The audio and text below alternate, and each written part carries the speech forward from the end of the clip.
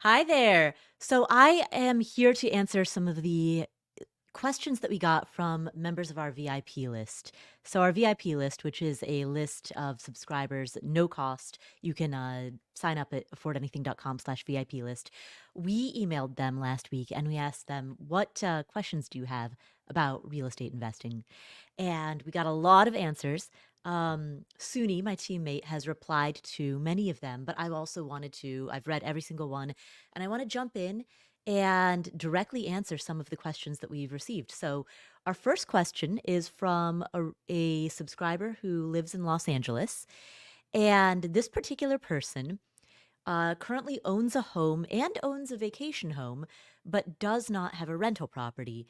And so this person is wondering about potentially buying a rental property in another state.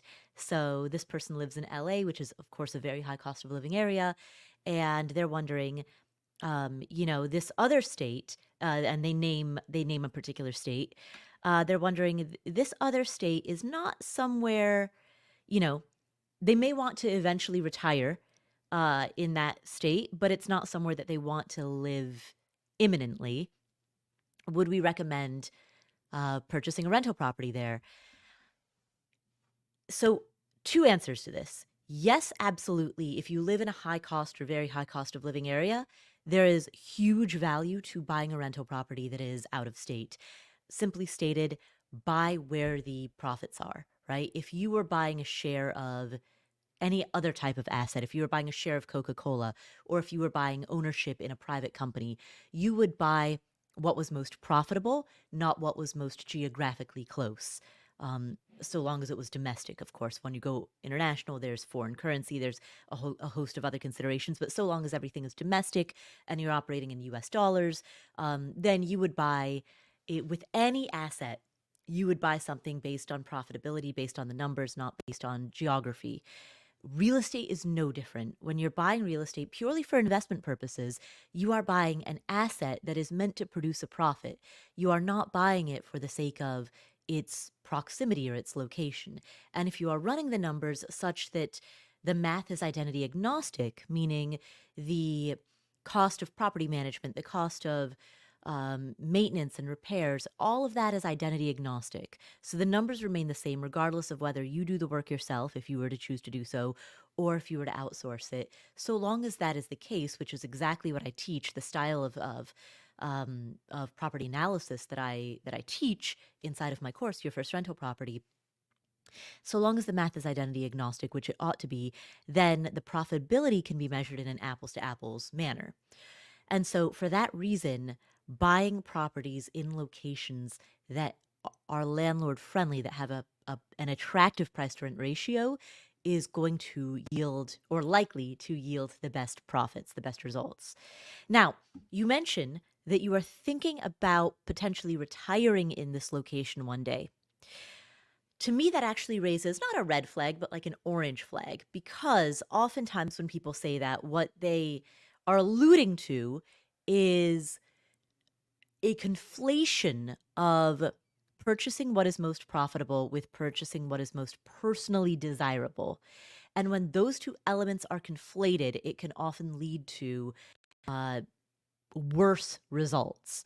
So if you're purchasing something because it's personally desirable, then you're going to be assessing a property based on a list of criteria that you would not use if you were purchasing a property for profitability alone, for returns alone.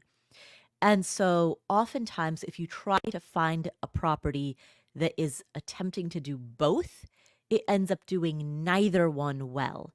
Versus, by contrast, if you were to buy a property based purely on the numbers, and then you were to use those numbers, use those returns to pay for something that matches your personal criteria, you're likely to have the best result because you've isolated the two, right? One is designed to be the property that provides returns. The other is designed to be the property that suits your personal desires. You're not trying to find the Venn diagram intersection between the two. And by virtue of doing so, by virtue of assigning each property a distinct role, you are likely to find properties that perform each distinct role better. Now, There's one exception to this, and that exception is house hacking.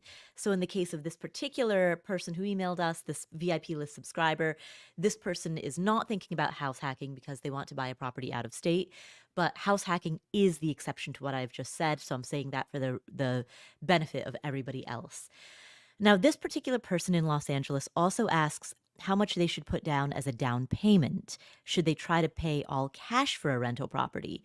Um, that's if you have the opportunity to do so, given today's high interest rate environment, there is a strong argument to be made for purchasing a rental property in cash now and then refinancing when interest rates go lower.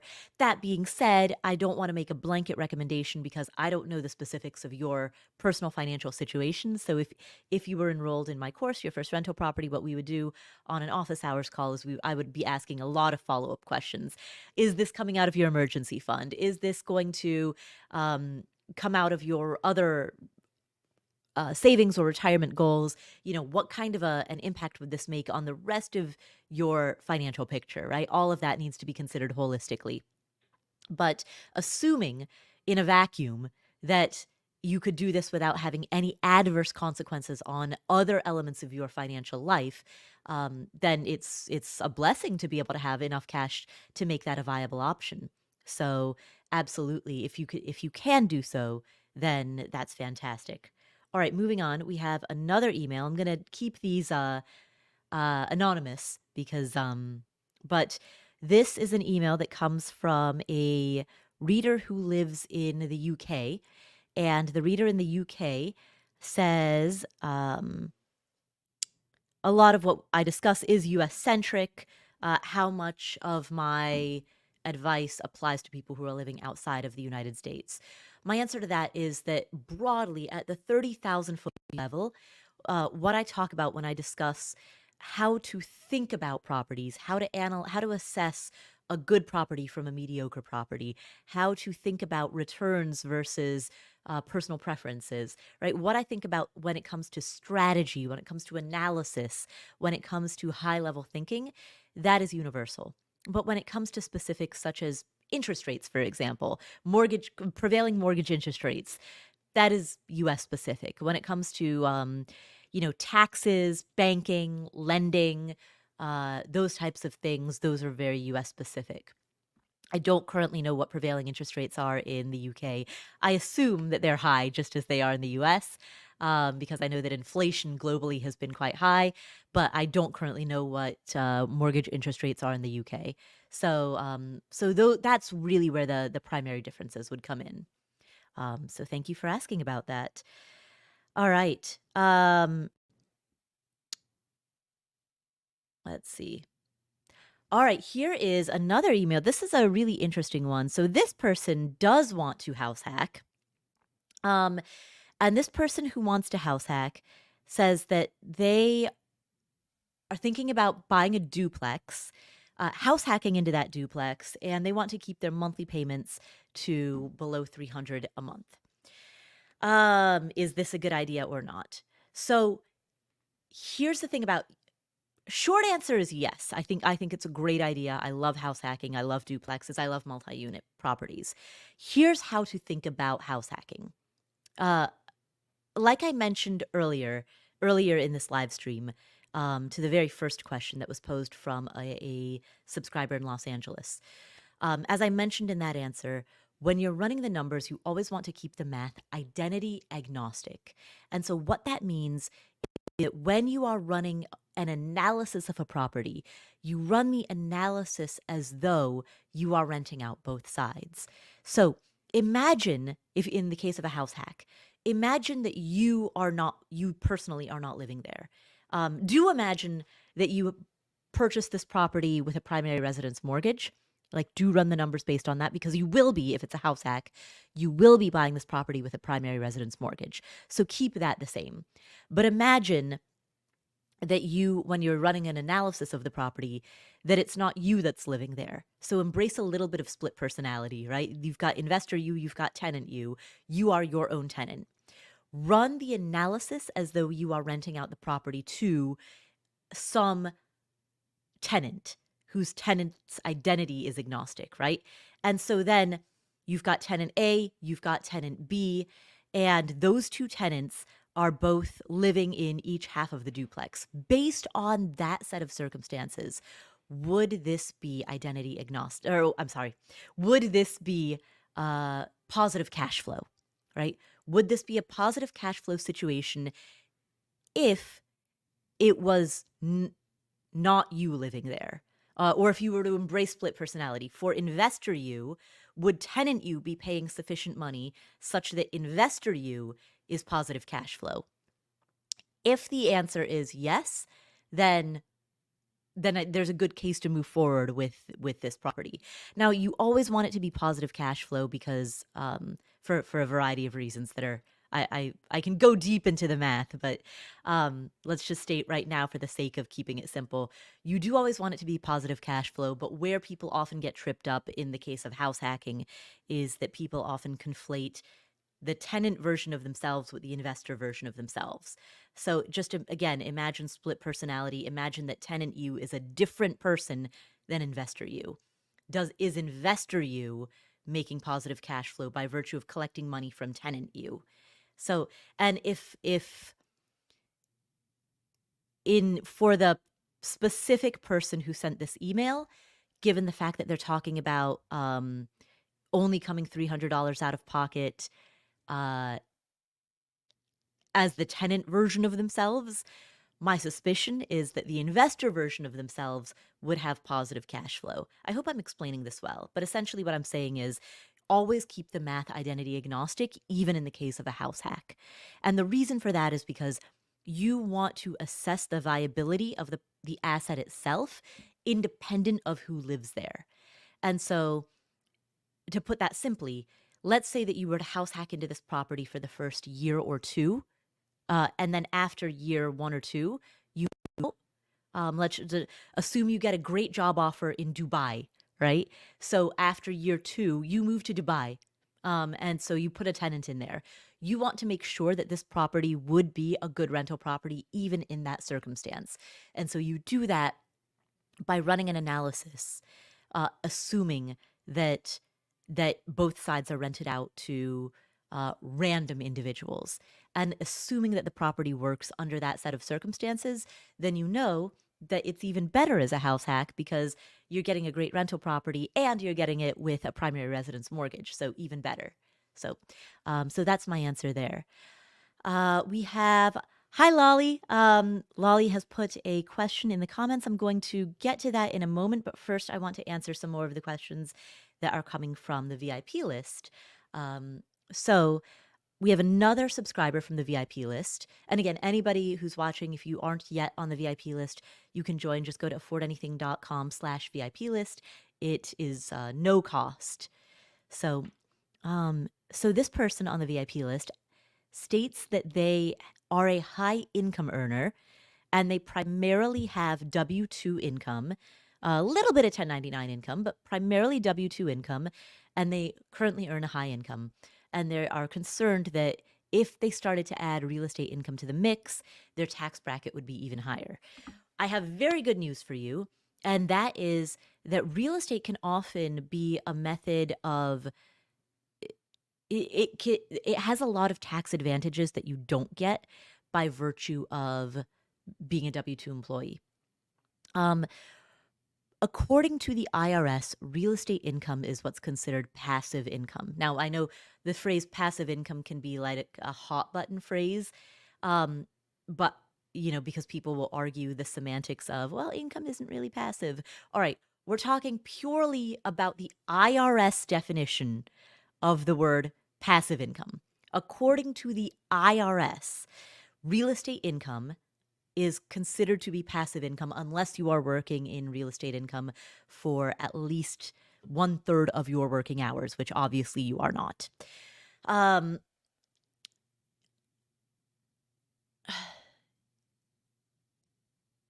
by 1/3 of your working hours, I mean the cutoff is, I believe it's about 750 hours per year. So I say 1/3 of your working hours, because if you're working 40 hours a week times 50 weeks a year, that's 2,000 working hours per year. A third of that, 700, 750. So that's the IRS definition of, is it active income versus passive income? That's how the IRS defines it. So don't argue with me about the definition of passive. This is the IRS definition. I don't mean you, the listener. I'm talking generally, broadly. People will often take umbrage with the word passive, so I use that as the disclaimer. Anyway, because real estate income is considered passive income, passive income, passive gains, passive losses offset passive gains, and active losses offset active gains. According to the IRS, the two do not commingle. So when it comes to your other income, your other investments, your active income, and your other investments, if you have active gains, those are offset by active losses. You have passive gains, those are offset by passive losses. The two do not mix. Now, when it comes to your real estate gains, those are going to be considered by the IRS passive gains. And passive losses offset passive gains. Now, what's great about the world of real estate investing is that passive losses are considered what's included inside of passive losses, depreciation on items that are in your home, or depreciation on the home itself, right? So the windows, the roof, the flooring, all of these items get depreciated. You pay for them once, but then these items depreciate over time. So even in years where there is no cash outlay, right? Because the windows, the roof, the floors, these were installed 10 years ago. Even in years where you do not have an active cash outlay for these components, you still get to depreciate the components, which means that that depreciation offsets the income that you receive, which then results in having an advantage on your taxes, because you get the benefit of depreciation in years where you don't make a cash outlay. Now, the reverse is also true. It's also the case that in a year where you have a major capital expenditure, so for example, in a year in which you replace the roof, you don't get to deduct the entire cost of that roof immediately. You have to depreciate that roof over the course of its working lifetime. So years in which you make a major cash outlay on a property tend to be the years in which you have the highest tax burden. And by contrast, years in which you do not make cash outlays, meaning years where you're not replacing the roof, you're not replacing the windows, you're not replacing the flooring, those are the years in which you have a huge tax advantage. And so the two offset one another. So, oh, Dylan, thank you so much. Thank you for the heart. Thank you. Yes, thank you. Thank you to all of you who are watching live. I appreciate you spending this time with me. All right, another email from somebody on the VIP list. This person has some experience with real estate and rentals, and they have a former spouse who had some rental properties that went badly, and so they learned a lot about what not to do. So I'm sorry to hear that you had that experience, but I'm glad that you had the lessons that learned from that, the cautionary tales. Now, more recently, they became a landlord themselves, and they have a wonderful tenant, and they've had a really good experience. So congratulations on that. So now they want rental income to become a more significant source of their income. But they currently don't make a lot of money, and they are currently climbing out of debt. So what advice would I have? So the first of all, congratulations on the fact that you have, A, that you've learned from the past, B, that you have you already have your first rental property, which is amazing. Huge, like that. The first one is the hardest. So the fact that you already have that first one, you've done the hardest part already, right? So every subsequent property becomes easier from here. So huge congratulations to you on that. From this point forward, consistency matters more than speed. Consistency matters more than intensity. What I mean by that is that you see so much on the internet about, like, I went from 0 to 100 properties in the span of 5 minutes, right? You see these somewhat posturing or blustering stories of people who brag about very high-speed acquisition. And it can result in some people feeling the sense of FOMO or inadequacy, where, they're thinking, wow, why am I moving so slowly? Why am I moving at a turtle pace? Um, the reality is turtles are I have a pet turtle right there. Turtles are wonderful, and turtles are a healthy part of the ecosystem. And what matters is not the intensity or the rate of acceleration. What matters is the consistency. So if you are slowly saving up for a down payment, slowly but consistently saving up for a down payment on that next property, with a goal of buying that next property in, let's say, 2 years or 3 years from now, right? And if you just routinely buy one property every, let's say you buy one duplex every 3 years, right? A rate of one duplex every 3 years means that in this 9 years from now, you've got 6 more units, 6 additional units, plus the one that you already have, right? That's substantial. Like, that's significant. Um, so progress, it's like compounding interest. At the beginning, it can feel slow, but staying with it day in and day out, uh, consistently over the span of years, leads to big results. So at the day-to-day level, progress, similar to compounding interest, it feels too slow to notice. But when you have the benefit of a decade of hindsight, when you look at where where you are versus where you were a decade prior, that progress feels incredible. So progress measured at the span of months or even a year might feel slow, frustratingly slow or incremental, but progress measured at the pace of a decade feels incredible. And so I would encourage you to maintain that long-term focus and slow, steady, consistency is key, right? Slow, steady, consistent progress is what wins the day. All right.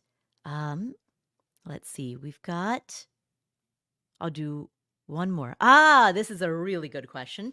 I have so much to say about this one. Do you think it adds to your credibility to be a licensed real estate agent to begin investing? No, it does not. So I used to believe that. And I became a licensed real estate agent for that exact reason. When I began investing in rental properties, I had this imposter syndrome that led me to believe that um, licensed real estate agents simply knew more than I did. They were more qualified. They were better. Like, I had this imposter syndrome that made me think, well, what is it that I know or do that could possibly be more important, like, than a licensed real estate agent? Like, I felt like less than because I didn't have that credential. So I went out and got that credential. I became a licensed real estate agent in the state of Georgia. My license is now expired, and I have not bothered to renew it because I now, with the benefit of hindsight, realize I never needed it. Going through real estate agent training, and I say this from experience, a licensed real estate agent is a person who is trained to fill in the blanks on some pre-printed legal forms. Fundamentally, that is what that training is. And so within that training, you learn um, you you learn what it means for a contract to be valid but unenforceable, for example, right? You learn what it means, the difference between real property versus personal property. So, for example, if you were to go to Home Depot and buy a bunch of bricks and mortar and then just dump those bricks and mortar in a big pile on your living room floor, but those bricks and mortar are not attached, they're simply just dumped into a big pile on your living room floor without any, you know, then technically that's still your personal property. But the moment that you attach those bricks to the property, then it becomes part of the property, right? So you learn little legalistic things like that Um, like, where is that delineating line between at what point is this brick personal property and at what point is this brick considered part of the house? And how does the attachment of the brick to the house play a role in that? That's what you learn when you go to real estate agent training. um it doesn't actually teach you how to analyze properties. It doesn't teach you how to assess a good investment from a bad investment. It is not investor training. It is training on how to fill in the blanks on some pre-printed legal forms. That's it. That's all it is. Um, so you don't learn how to assess cap rate. You don't learn how to critically analyze cash on cash return and form a cohesive argument as to whether you like or dislike the cash on cash return formula or in what context you would apply it, right? You don't learn um, internal rate of return or net present value or any. You don't learn how to analyze an investment. You don't. That is not what that training is for. It's not investor training. It's agent training. Um, and if you want to learn how to be an investor, then get the training that teaches you how to be an investor.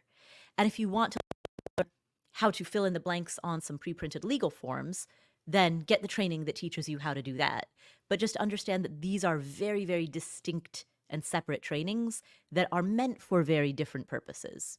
So, all right. Okay. What? Oh, you know what? I'm going to answer Loli's question because hi, thank you for coming and being on this live stream live. Um, if I have a chunk of cash for a down payment that I don't expect to use for 10 years, would it be a good idea to invest in an index fund? Yes, with a 10-year timeline, I would put that into a broad market. This is not, disclaimer, this is not investment advice.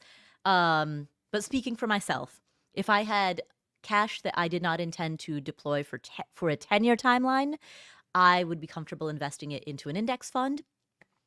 When the timeline becomes compressed down to about 5 to 7 years, that's when I would start becoming a little bit more conservative with it. And at that point, how conservative I would be would depend on how much flexibility I have with that timeline.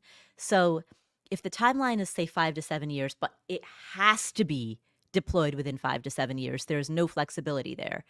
Then personally, I would personally speaking, move that into something like Treasury inflation protected securities or Ginnie Mae's, because there was no flexibility within that timeline. If by contrast, I intended to use that money in 5 to 7 years, but there was flexibility in that timeline, if within 5 to 7 years the market was down and I could delay that particular goal, all right, then I would keep it into an index fund until I got to maybe like the 3 to 5 year mark, at which point I would then move it into something more conservative. So, the level of conservatism with which basically once that 10 years index fund, 5 to 7 years depends on the flexibility of the timeline, and then 3 to 5 years I would put it into something much more conservative, such as a Treasury inflation protected security or a Ginnie Mae, or heck, I would even put it into, if depending on how well high yield savings accounts are paying or how well money market accounts are paying, at a 3 to 5 year timeline, I might even consider that, or a laddered CD, something to that effect. So yes, so that's what I would do based on not just the timeline, but also the flexibility of the timeline. All right. Well, thank you for joining me on this live stream in which I answered questions that came from the VIP list. Again, if you want to join the VIP list, it is free. There's absolutely no cost to joining it. You can sign up at affordanything.com/VIP list. I will be back on YouTube answering more questions that come from our VIP list subscribers shortly. But thank you for joining me on this live stream, and I will see you at the next one. Take care.